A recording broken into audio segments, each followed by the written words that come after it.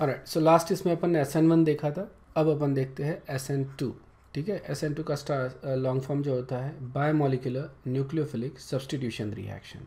ठीक है ना, उल्टा पढ़ना है, बायोमोलिकुलर न्यूक्लियोफिलिक सब्स्टिट्यूशन रिएक्शन। और यहाँ पे रिएक्शन देखो किस तरह से हो रही है। लेट्स टेक अ सबस्ट्रेट, जैसे क्लोरोमीथेन ले लिया, ठीक है, and we have a nucleophile. अब देखो सब्स्टिट्यूट हमको किसको करना है, क्लोरीन को करना है। So chlorine is getting substituted by OH group. ठीक है, OH is our nucleophile, isn't it. So reaction अगर तुम देखते हो तो ये SN1 जैसे ही दिखती है, इजंट इट। उसमें भी अपन ने क्या किया था, अपन ने कोई RX लिया था, right, and we took some nucleophile. ठीक है, और यही रिएक्शन अपने को दिख रही थी। So how do you distinguish between SN1 और SN2? ठीक है, ये भी देखना है अपने को। और what makes a reaction go via SN1 और गो वाया SN2, ये भी अपन देखेंगे। ठीक है ना, तो दोनों रिएक्शन अपने को अच्छे से समझना है बेसिकली, या। सो यहाँ पे सब्स्टिट्यूशन हो रहा है, लेकिन ये सिंगल स्टेप में होती है। ओके, SN2 कैसी थी, डबल स्टेप में होती थी, 2 स्टेप में होती थी, इजंट इट। SN1 2 स्टेप में होती थी, SN2 ये सिंगल स्टेप में होती है। Okay, that is the difference between SN1 and SN2। और डिफरेंस आ रहा है मैकेनिज्म में, किस तरह से रिएक्शन हो रही है। प्रोडक्ट में भले ही तुमको डिफरेंस दिखेगा नहीं दिखेगा, that is a different story. ठीक है, रिएक्शन जो ये है, ये रिएक्शन में हो सकता है SN1 और SN2 तुमको सेम दिखे, बट रिएक्शन के मैकेनिज्म में डिफरेंस है। और अगर रिएक्शन के मैकेनिज्म में डिफरेंस है तो कुछ जो रिएक्शंस होगी वो अलग तरह से होगी, और उस केस में तुम्हारे को प्रोडक्ट में डिफरेंस दिखेगा। ठीक है, और ये डिफरेंस हमको समझना है कि SN1 होता है तो क्या होता है, SN2 होता है तो क्या होता है। देखो रिएक्शन मैकेनिज्म कैसा है इसका। Okay, so there is just one step, या वन स्टेप, लेकिन इसी स्टेप को मैंने 2 में डिवाइड किया है। ठीक है, so if you go back to this one, होता क्या है कि ये जो न्यूक्लियोफाइल है ये आएगा, कार्बन के ऊपर अटैक करेगा। ठीक है, ये सीधा आता है पीछे से, कार्बन के ऊपर अटैक करता है, और eight the same time chlorine जो है वो निकल जाता है। समझ में आ गया? So this is happening in one step. Okay, single step. लेकिन जब अटैक करता है तो कोई इंटरमीडिएट बनता है, और वही इंटरमीडिएट हमको देखना है। तो इसको मैंने 2 स्टेप में डिवाइड किया है, although there is just one step, मैंने इसको 2 स्टेप में डिवाइड किया है, from reaction to intermediate and intermediate to product. Okay, so यहाँ पे जो न्यूक्लियोफाइल है वो कार्बन के ऊपर अटैक करेगा, ये जो कार्बन है, right. Not why would it attack on this carbon? तो देखो चार्ज डिस्ट्रीब्यूशन देखो, क्लोरीन के ऊपर डेल्टा नेगेटिव चार्ज रहेगा, और ये कार्बन जो है इसके ऊपर डेल्टा पॉजिटिव चार्ज रहेगा। This is the polarization, correct है। इस तरह से ये पोलराइज हो रहा है। अब जो न्यूक्लियोफाइल है उस कार्बन के ऊपर अटैक करेगा, एंड यहाँ पे क्या होगा फिर, अब ऑक्सीजन और कार्बन का बॉन्ड बनेगा, ये जो बॉन्ड है वो बन रहा है, और eight the same time carbon और क्लोरीन का बॉन्ड ब्रेक होगा, ये बॉन्ड ब्रेक हो रहा है। समझ में आ रहा है क्या? This is the bond that is being made, this is the bond that is being broken. समझ में आया? सो इस तरह से ये ट्रांजिशन स्टेट बनता है। Okay, this is not step 1, this is just the part of the step 1। ठीक है ना, so may be this should have been something like A और B करना चाहिए था rather than step 1, but this is just part of the step 1। Right, तो पहले step में क्या हो रहा है, या फिर इस स्टेप में क्या हो रहा है कि न्यूक्लियोफाइल अटैक करता है कार्बन के ऊपर, and you get a transition state. जैसे ही ट्रांजिशन स्टेट बनता है, ये ट्रांजिशन स्टेट जो है वो ब्रेक हो जाएगा, सो that is the transition state, you can see that. तो यहाँ पे अपना न्यूक्लियोफाइल प्लस सबस्ट्रेट है, ये अपने रिएक्टेंट्स है। Okay, these are the reactants. इसका एक एनर्जी लेवल ले रहे हैं अपन, approximately whatever that is the energy level, और न्यूक्लियोफाइल इसके ऊपर अटैक करेगा, इजंट इट। मतलब हो क्या रहा है कि you have a substrate and you have a nucleophile, और न्यूक्लियोफाइल ये अब इस सबस्ट्रेट के ऊपर अटैक कर रहा है, इस जो कार्बन था, ठीक है ना, वो कार्बन के ऊपर ये अटैक कर रहा है। तो जैसे जैसे नज़दीक आएगा वो, वैसे वैसे क्या होगा, एनर्जी इंक्रीज होगा सिस्टम का। So that is exactly what is happening. जैसे जैसे न्यूक्लियोफाइल इस कार्बन के नज़दीक आएगा, एनर्जी इंक्रीज होगा, it will reach up to a point. ठीक है, ये पॉइंट तक आ गया मान लो, alright, that is the maximum energy of that. इसको अपन बोलते हैं ट्रांजिशन स्टेट 1 या ट्रांजिशन स्टेट ओनली। इसमें एक ही ट्रांजिशन स्टेट है because remember it is a single step, इसलिए इसमें एक ही ट्रांजिशन स्टेट मिलेगा। SN1 में 2 स्टेप थे, 2 ट्रांजिशन स्टेट थे। ओके इसमें एक ही ट्रांजिशन स्टेट मिल रहा है और ये ट्रांजिशन स्टेट का तुम्हारा स्ट्रक्चर है। ओके ऑक्सीजन ने कार्बन के साथ बॉन्ड बना दिया और कार्बन ने क्लोरीन का जो बॉन्ड था वो ब्रेक हो रहा है, and this is happening at the same time. जैसे जैसे ऑक्सीजन कार्बन के नज़दीक आएगा, कि मान लो ये कार्बन है, ठीक है ना, तो जैसे जैसे ऑक्सीजन कार्बन के नज़दीक आएगा तो क्लोरीन का बॉन्ड जो है वो ब्रेक हो जाना चालू हो जाएगा eight the same time. Okay so that is the highest energy state. अब एक बार रिएक्शन यहाँ पे आ गई तो नेक्स्ट जो है reaction will go in the forward direction and ये बॉन्ड कंप्लीटली ब्रेक हो जाएगा, ये बॉन्ड कंप्लीटली फॉर्म हो जाएगा and you gate product. Okay सो इस तरह से ये रिएक्शन हो रही है। It is basically happening in a single step. ठीक है, जैसे तुमने खो खो देखा है ना, खो खो देखा है राइट, पीछे से कोई टच करता है वो उठ के भाग जाता है। ओके ये वैसे ही आ रहा है। ऑक्सीजन आया और उसने जैसे ही ये कार्बन को टच किया वैसे ही ये क्लोरीन निकल जाएगा। ओके समझ में आया ना। उसके लिए ऑब्वियसली सफिशिएंट एनर्जी चाहिए, सफिशिएंट प्रॉपर ओरिएंटेशन भी चाहिए। ऑब्वियसली ये जो ऑक्सीजन है ये ज़रूरी है कि ये इसी कार्बन को टच करे, इजंट इट? या तो काफ़ी बार कोशिश करने के बाद एक आध बार तो वो कार्बन के पास आएगा। ओके अदरवाइज कहीं और टच, कभी क्लोरीन को टच करेगा, कभी हाइड्रोजन को टच करेगा। These are incorrect orientations. ये जब बराबर आके कार्बन को टच करेगा तो जाके क्लोरीन वहाँ से निकल जाएगा। समझ में है ना, क्लियर है क्या? अब देखो कि this is basically a substrate. ठीक है, 3 हाइड्रोजन लगे हुए हैं, मान लो कि ये क्लोरीन है। ठीक है, अब ये अपना न्यूक्लियोफाइल है। ठीक है, this has to come and this has to attach here. ठीक है, समझ में आया ना यहाँ पे। अब अगर मान लो ये क्या हो रहा है, जैसे यू हैव अ सोल्यूशन, ठीक है ना, सोल्यूशन में रिएक्शन हो रही है ऐसा समझ लो। ठीक है, तो क्या रहेगा, ये मॉलिक्यूल्स फ्लोट हो रहे हैं अराउंड। ऑलराइट, ये इधर टच करेगा कुछ नहीं होगा, क्योंकि देखो यहाँ पे टच करेगा ही नहीं है। क्यों नहीं करेगा? क्योंकि न्यूक्लियोफाइल के ऊपर चार्ज कौन सा है? नेगेटिव। इसके ऊपर चार्ज कौन सा है? Partial negative, isn't it? तो इसके नज़दीक आके भाग जाएगा वो दूर। ओके, तो अरे नेगेटिव आ गया इसलिए चले जाएगा। ठीक है, हाइड्रोजन, ठीक है, इसको करके कोई मतलब नहीं है। There is nothing that is going to happen with the hydrogen because there is no charge on the hydrogen. ठीक है ना, मतलब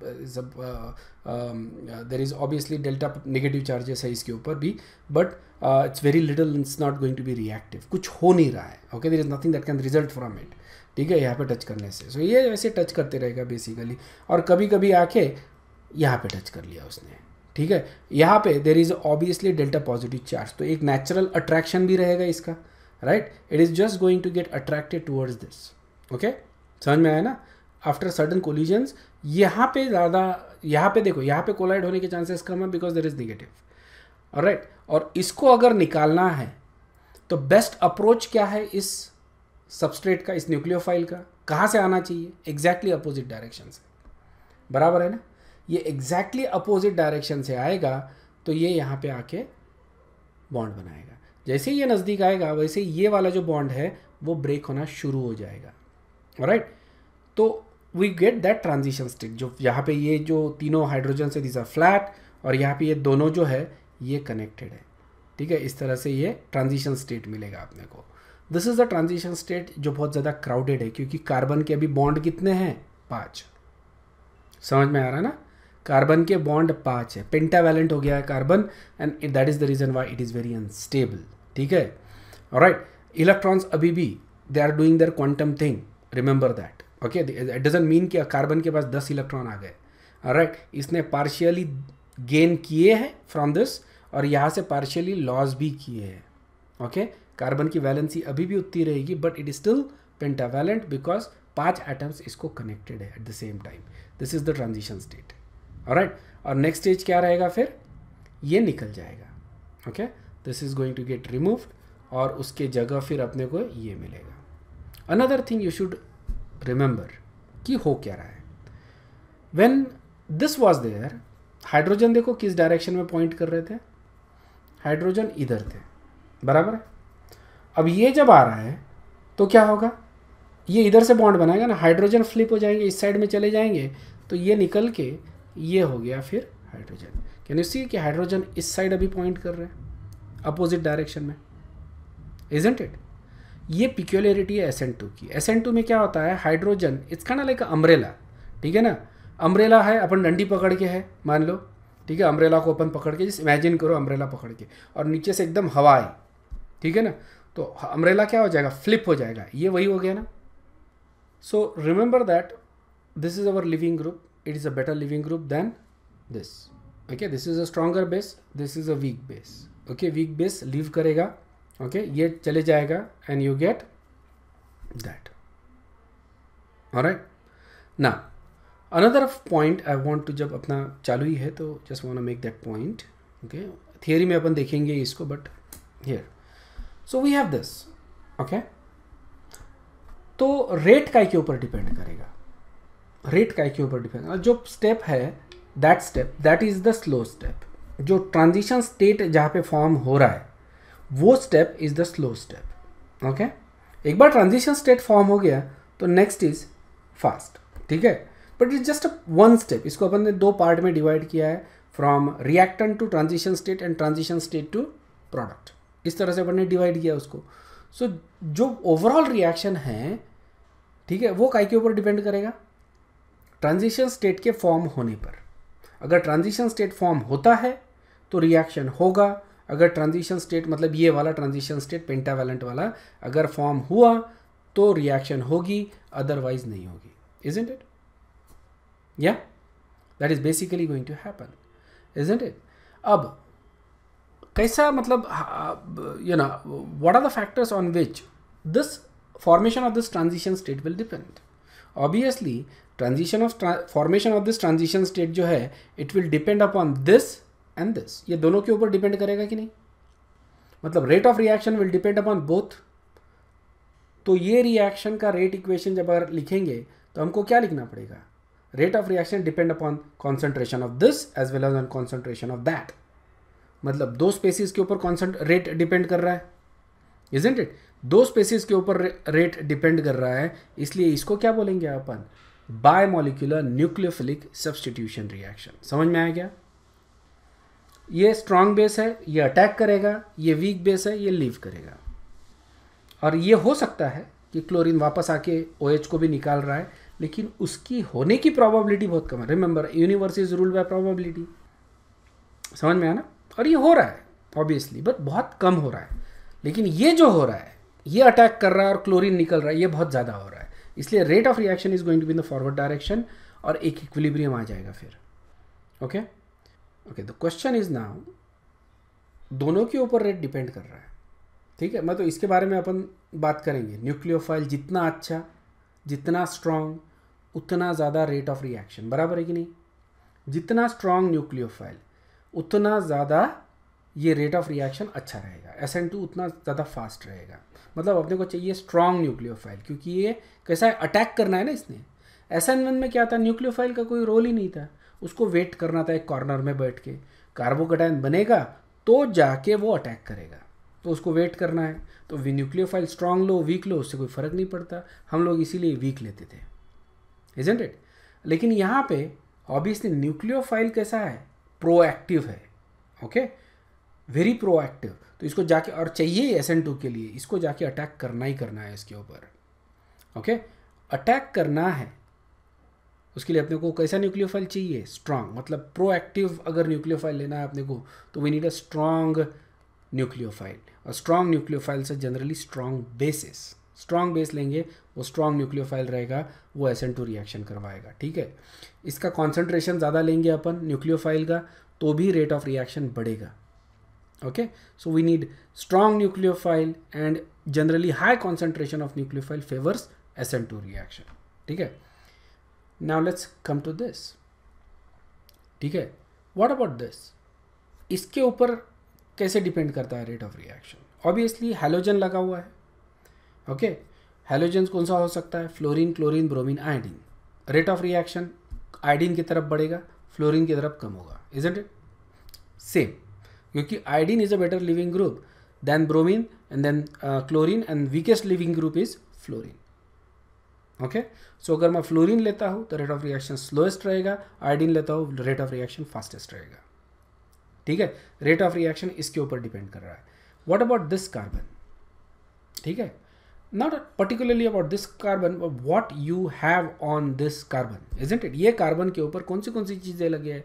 एक तो हैलोजन लगे है और 3 हाइड्रोजन लगे हुए हैं। ठीक है, हैलोजन तो अपन ने डिस्कस कर लिया, बेटर लिविंग ग्रुप है, रेट ऑफ रिएक्शन फास्ट रहेगा।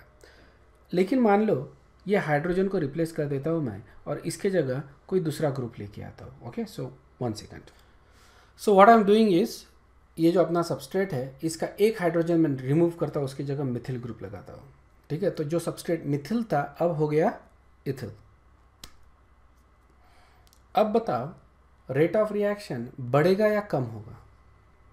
मैंने यहाँ पे इथिल लगाया, मिथिल ग्रुप लगा दिया हाइड्रोजन की जगह। ये अपना इथिल क्लोराइड है मान लो, इसके पहले वाला था मिथिल क्लोराइड। ठीक है, यहाँ पे अटैक होना है, ये ग्रुप घूमते रहेगा, इजंट इट? यहाँ पे अटैक होना है, इजंट इट? यहाँ पे तो न्यूक्लियोफाइल यहाँ से आएगा और इस पे अटैक करेगा। एट द सेम टाइम ये घूम रहा है, ये घूमेगा ही ना, single carbon carbon single bond है तो घूमेगा ही घूमेगा, इजंट इट? तो न्यूक्लियोफाइल के लिए फ्री एक्सेस है या रिस्ट्रिक्टेड एक्सेस है यहाँ पे बताओ? नहीं, अभी रिस्ट्रिक्टेड हो गया ना। अभी ये जो मिथिल ग्रुप है वो न्यूक्लियोफाइल को ब्लॉक करेगा ना थोड़ा। ठीक है, पहले जैसा सिचुएशन का था, पहले तो हाइड्रोजन था, बड़े आसानी से आ सकता था। अब ये मिथिल ग्रुप ये रोटेट होते रहा है, बेसिकली दिस इज रिवॉल्विंग और ये आते रह रहा है, तो ये ब्लॉक करेगा उसको। ठीक है, तो मिथिल ग्रुप इसको, इसके एक्सेस को थोड़ा सा ब्लॉक कर दिया, बहुत ज़्यादा नहीं बट थोड़ा सा ब्लॉक कर दिया, तो रेट ऑफ रिएक्शन क्या हो जाएगा? स्लो। ठीक है, अगर मैं एक और हाइड्रोजन मिथिल से रिप्लेस करता हूँ तो फिर क्या होगा? सो आई बॉट अनदर हाइड्रोजन। सो ये अपना कार्बन है, इसके ऊपर अटैक होना है। ठीक है, ये मिथिल ग्रुप है, ये हाइड्रोजन रिप्लेस कर देते हैं अपन and we bring another one. ठीक है, ठीक है जाएगा एक्चुअली, आई होप कि इट डजंट फॉल। ठीक है, सो ठीक है, अब देखो ये मिथिल पे अटैक होना है, इजंट इट? ये कार्बन पे अटैक होना है, this is your nucleophile, sorry this is your leaving group और न्यूक्लियोफाइल आएगा तो अब देखो और ज़्यादा ब्लॉकेट्स क्रिएट हो गए इसके ऊपर, है ना? पहले तो छोटा सा ही था तो थोड़ा सा ज़्यादा ये था, अब और ये आ गए, ग्रुप्स आ गए, तो इसके वजह से इसका जो अटैक है इस कार्बन के ऊपर वो ज़्यादा, ठीक है ना? तो ये ब्लॉकेट्स की वजह से क्या हो जाएगा, ये इसका जो एक्सेस है वो और कम हो गया। अगर मैं उसी तरह से इसको भी रिप्लेस कर देता हूँ मिथिल से तो जो एक्सेस है इस कार्बन के ऊपर का वो और कम हो जाएगा, इजंट इट? मतलब मैं जितने ज़्यादा सब्सटीट्यूएंट्स इस सबस्ट्रेट के ऊपर लगाता हूँ, जैसे जैसे मैं सब्सटीट्यूएंट्स लगाते जाऊँगा वैसे वैसे रेट ऑफ रिएक्शन क्या होते जाएगा? डिक्रीज होते जाएगा। तो फास्टेस्ट रेट ऑफ रिएक्शन मेरे को कब मिलेगा? When the substrate is unhindered. ठीक है, अनहिंडर्ड सबस्ट्रेट है मतलब मिथिल क्लोराइड पकड़ लो या मिथिल हैलाइड कोई भी, तो उस समय रेट ऑफ रिएक्शन मैक्सिमम रहेगा। ठीक है, इथिल लेता हूँ, आइसोप्रोपिल लेता हूँ, टर्शियरी ब्यूटिल लेता हूँ। ठीक है, दिस इज आइसोप्रोपिल, या दिस इज आइसोप्रोपिल, 1 2 3 सेकंड इसके ऊपर आइसोप्रोपिल क्लोराइड है ये। ठीक है, या दिस इज 1 हाइड्रोजन। और अगर मैं यहाँ पे एक और लगा देता हूँ methyl group, it becomes tertiary butyl chloride. तो अब और भी ज़्यादा मुश्किल हो जाएगा उस न्यूक्लियोफाइल को यहाँ पे लाना। Remember we are using ball and stick model, space filling model अगर यूज़ करेंगे ना तो ये पूरा भरा भरा दिखेगा। Okay, it will be very difficult to actually you see this carbon. Secondary के साथ फिर भी थोड़ा बहुत एक्सेस होता है टू दिस कार्बन, लेकिन टर्शियरी के साथ बिल्कुल एक्सेस नहीं होता है। Okay, it is just impossible क्योंकि न्यूक्लियोफाइल भी बड़ा है और ये पूरा स्पेस जो है ये फिल्ड स्पेस है, तो it is very difficult for nucleophile to actually go through that and connect with this carbon. ये डिफ़िकल्ट हो जाता है उसके लिए, नियरली इम्पॉसिबल हो जाता है, रेट ऑफ रिएक्शन बहुत ज़्यादा डिक्रीज होता है। ठीक है, नाउ रिमेंबर कोई और अगर पॉसिबिलिटी नहीं होती तो ये शायद से होता भी टर्शियरी के साथ, समझ में आया ना? कोई और पॉसिबिलिटी अगर है ही नहीं, ऑप्शंस ही नहीं है, तो ये भी होगा, लेकिन there are other better options. तो न्यूक्लियोफाइल को क्या लेन देना है ना? उनको ट्रेन थोड़ी किया है हमने कि यही करना है करके, isn't it? They are not our employees कि यही करना है तेरे को, तूने ऐसे कैसे ये नहीं किया, भलता ही कर दिया, ऐसे थोड़ी बोल सकते हैं ना अपन इनको, इजंट इट? तो न्यूक्लियोफाइल आएगा, देखा ठीक है 2-4 बार ट्राई करेगा, इधर से नहीं हो रहा है। अरे आसान कोई चीज़ कौन सी है? वो क्या, यहाँ पे हाइड्रोजन को टच करना ज़्यादा आसान है ना इसके लिए, तो isn't it? Yes or no? Hydrogen को टच करना ज़्यादा आसान है ना as compare to this, yes or no? तो वो क्या करेगा, ये हाइड्रोजन को टच करेगा, हाइड्रोजन को लेके भाग जाएगा, और यहाँ पे फिर एलिमिनेशन रिएक्शन होगा यहाँ पे, and there is going to be a double bond now. ये तुम्हारा अल्कीन बच जाएगा, ये हो जाएगा एलिमिनेशन रिएक्शन। सब्स्टिट्यूशन के साथ एलिमिनेशन रिएक्शन कंपीट कर रही है, ठीक है ना? As a result of that हमको मतलब ये समझना पड़ता है कि कौन से तरह का प्रोडक्ट बनेगा, ये अपन कब समझेंगे कौन से तरह का रिएक्शन होगा। अगर मैं टर्शियरी सबस्ट्रेट लेता हूँ तो ये बात नहीं है कि सब्स्टिट्यूशन हो ही नहीं सकता, समझ में आया क्या? हो सकता है substitution, right, but it's very difficult for substitution to actually happen, क्योंकि यहाँ पे अपन टर्शियरी मान रहे हैं, remember I am not putting any other methyl group यहाँ पे, जस्ट ये टर्शियरी मान लो इसको, there is a methyl group here also, ऐसा भी मान लो। तो it's very difficult for this nucleophile to actually go and connect that carbon, it's easier for it to just remove that hydrogen and bring about an elimination reaction, ठीक है? तो ये अपन elimination में देखेंगे, ठीक है? But substitution is competing with elimination, eight the same time elimination will also compete with substitution reaction.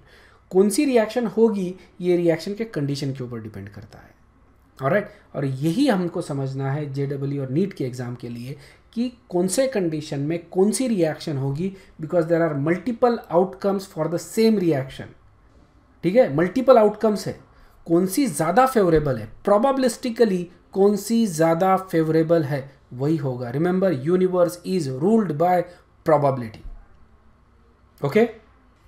सो ये अपने को समझ में आ गया ट्रांजिशन स्टेट किस तरह से बन रहा है, ओके? इसको अपन फिर से आते हैं वापस, will just look at second step. तो सेकंड स्टेप में क्या होता है, ये अपना ट्रांजिशन स्टेट है, ये बॉन्ड जो है वो ब्रेक होना चालू हो जाएगा, ये बॉन्ड बनना चालू हो जाता है, and finally you get your final product, and that is your leaving group, okay? Leaving group यहाँ पे तुमको आसानी से दिख रहा है।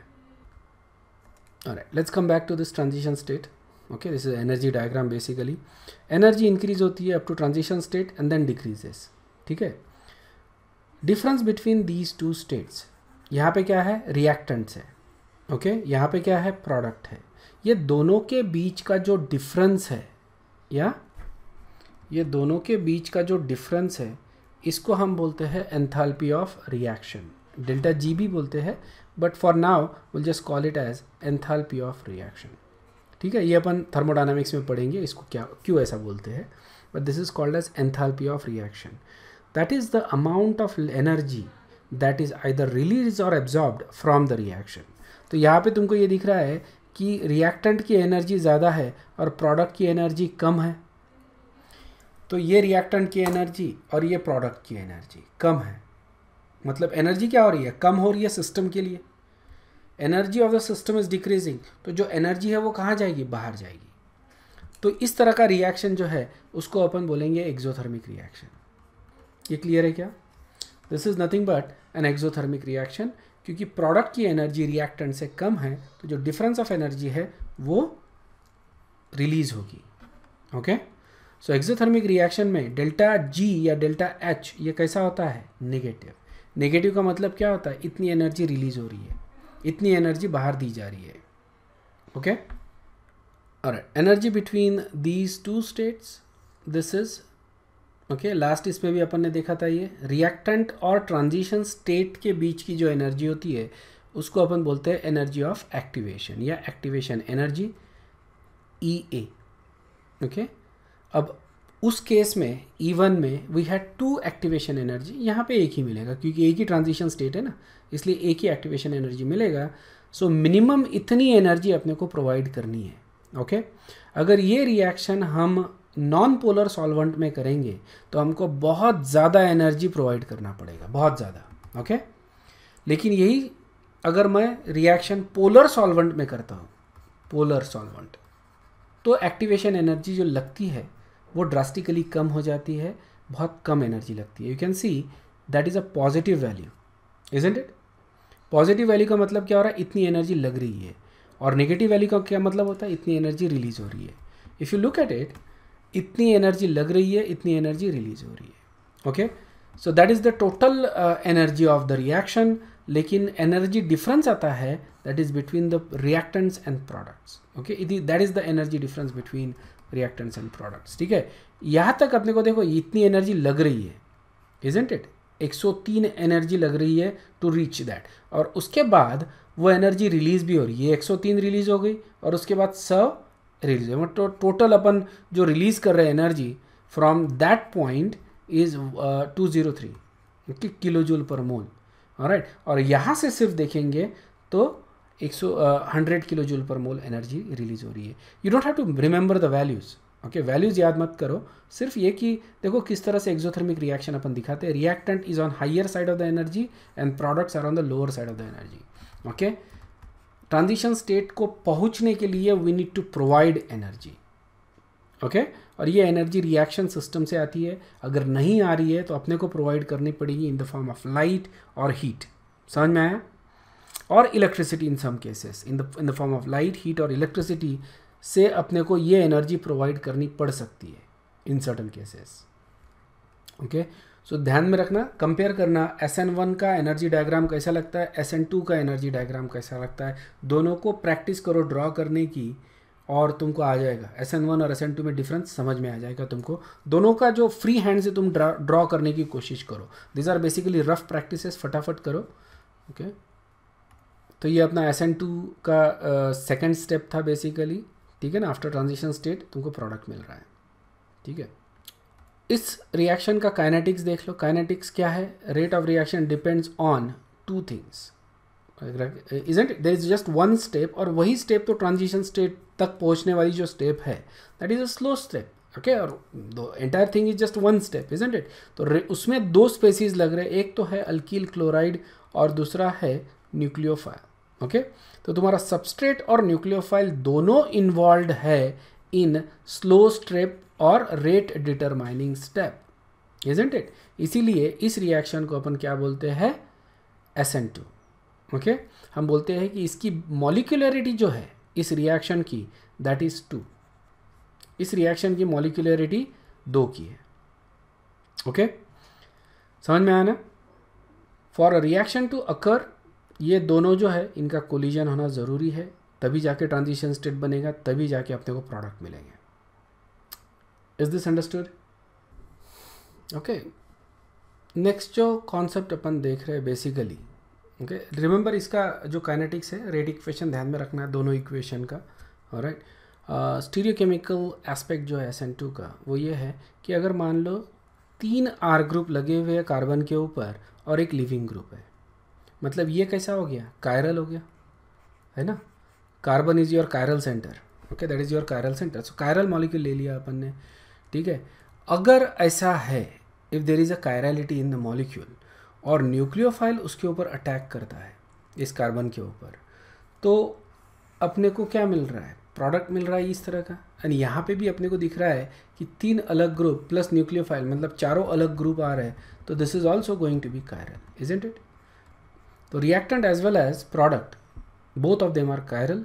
ठीक है, लेकिन कॉन्फ़िगरेशन देखो, यहाँ पे लिविंग ग्रुप इस साइड में है. अगर मैं प्रायोरिटी देता हूँ, मान लो कि सबसे ज़्यादा प्रायोरिटी मैं लिविंग ग्रुप को देता हूँ.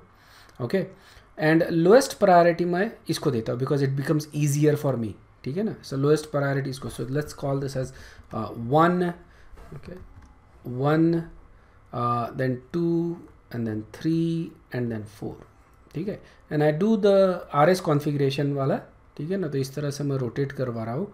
सो ये कौन सा आ रहा है, S आ रहा है, isn't it. So this is S. Okay, वैसे ही अगर मैं यहाँ पे देखता हूँ, let's say nucleophile has the highest priority, तो ये 1 एंड देन 2 एंड देन 3, और लोएस्ट प्रायोरिटी अपन R2 को दे रहे. And you do now the rotation, तो क्या आ रहा है तुमको, 1, 2 एंड 3. तो ये कौन सा आ रहा है, R. क्या हो गया कॉन्फ़िगरेशन, कॉन्फ़िगरेशन इन्वर्स हो गया कि नहीं, ओके। एंड ये भी एक स्पेसिफिसिटी है SN2 की। SN2 में रिएक्शन अगर कायरल सेंटर पे हो रही है, ओके, अगर मॉलिक्यूल कायरल है, ओके, प्योर एनेंटियोमर है, रिमेंबर दिस इज प्योर एनेंटियोमर, अगर मैं प्योर एनेंटियोमर लेता हूँ और कायरल सेंटर के ऊपर अगर रिएक्शन होती है तो जो कॉन्फ़िगरेशन है उसका वो इन्वर्स हो जाएगा, inversion of configuration, okay. So SN2 reaction results in inversion of configuration. SN1 reaction में क्या होता था, एनीबडी रिमेंबर्स?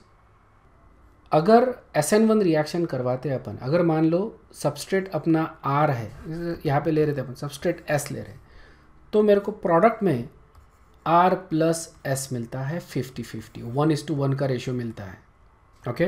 मेरे को रेसिमिक मिक्सचर मिलता है, ठीक है। ये कब मिलता है? SN1 में मेरे को रेसिमिक मिक्सचर मिलता है। और SN2 में मेरे को क्या मिलता है? SN2 में मेरे को इन्वर्जन ऑफ कॉन्फ़िगरेशन मिलता है। ऑप्टिकल एक्टिविटी मिलती है, कायरलिटी मिलती है, लेकिन इन्वर्जन ऑफ कॉन्फ़िगरेशन मिलता है, ओके। R है तो S हो जाएगा, S है तो R हो जाएगा। क्लियर है क्या?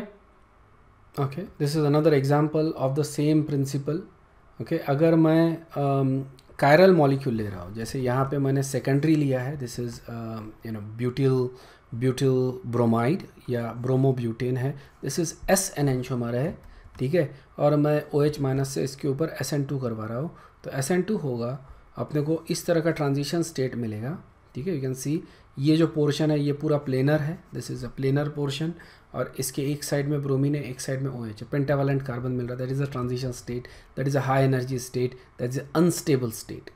अब क्या होगा, ब्रोमीन निकल जाएगा और ये जो बॉन्ड है वो बन जाएगा, एंड वी गेट दैट। और अगर मैं इसका कॉन्फ़िगरेशन लेता हूँ RS से, so this becomes R। So 2 bromobutane का, ओके, ब्यूटेनॉल तो बन गया, लेकिन S कॉन्फ़िगरेशन था पहले, अब मेरे को R मिल गया है। So inversion of configuration, inversion of configuration at the chiral center, that is the peculiarity of SN2। SN1 में रेसिमिक मिक्सचर मिलता है, SN2 में inversion of configuration at chiral center मिलता है, ओके। और नेक्स्ट ऑर्डर ऑफ रिएक्टिविटी देख लो। SN2 में order of reactivity क्या होती है, ठीक है। नाउ रिमेंबर रेट इक्वेशन क्या था? रेट इक्वेशन ये था अपना directly proportional to RX and nucleophile, बराबर है, ओके। न्यूक्लियोफाइल अपना OH ग्रुप ये था, Nu माइनस था। सो लेट्स से कि we have that rate of reaction, तो RX के ऊपर तो डिपेंड करेगा। न्यूक्लियोफाइल तो अभी तक अपन ने डिस्कस नहीं किया है, इसको बाद में डिस्कस करेंगे, बट RX को डिस्कस करते हैं। अब देखो मालूम है SN2 में हो क्या रहा है, पीछे से न्यूक्लियोफाइल आके अटैक करता है, इजंट इट। और जैसे जैसे उस कार्बन के ऊपर सब्सटीट्यूएंट बढ़ता है, ओके, मिथिल ग्रुप जैसे जैसे अपन ऐड करते जाते हैं, वैसे वैसे रेट ऑफ रिएक्शन डिक्रीज होता है, ठीक है ना। तो सबसे ज़्यादा रेट ऑफ रिएक्शन कब मिलेगा?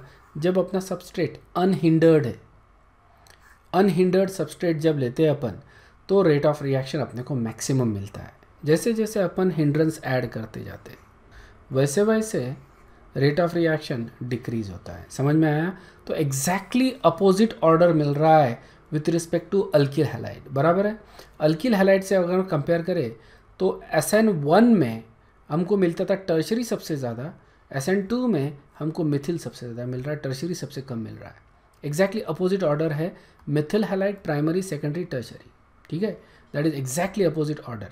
उसके अलावा अलिल हैलाइड और भी कम रहता है, बेंजिल हैलाइड तो और भी कम रहता है। Reason for that is something unique. यहाँ पे देखो there are this pi electron, बराबर है, या there are this pi electron. अब ये पाई इलेक्ट्रॉन है और यहाँ पे इस कार्बन के ऊपर न्यूक्लियोफाइल को अटैक करना है, इजंट इट। इस कार्बन के ऊपर न्यूक्लियोफाइल को अटैक करना है। न्यूक्लियोफाइल जब इसके ऊपर अटैक करने जाता है, ठीक है, तो ये जो कार्बन है उस पर जो अटैक का जो अप्रोच है that is repelled by these pi electrons. ये पाई इलेक्ट्रॉन उसको ब्लॉक करते हैं, इसलिए rate of reaction Aleel halide में बहुत कम होता है। Same thing goes for this, isn't it. यहाँ पे भी तुमको पाई इलेक्ट्रॉन्स मिल ही रहे, बेंजीन के पाई इलेक्ट्रॉन्स है ही है, okay. And then if you try to bring nucleophile, तो न्यूक्लियोफाइल का अटैक जो है approach is blocked by this pi electrons, क्योंकि रिमेंबर न्यूक्लियोफाइल के ऊपर भी निगेटिव चार्ज है, ओके और पाई इलेक्ट्रॉन में भी इलेक्ट्रॉन्स है, नेगेटिव चार्ज है, सो नेगेटिव नेगेटिव रिपल्शन होगा, इलेक्ट्रॉन इलेक्ट्रॉन्स एक दूसरे को रिपेल करेंगे और ये अटैक नहीं होगा, ठीक है।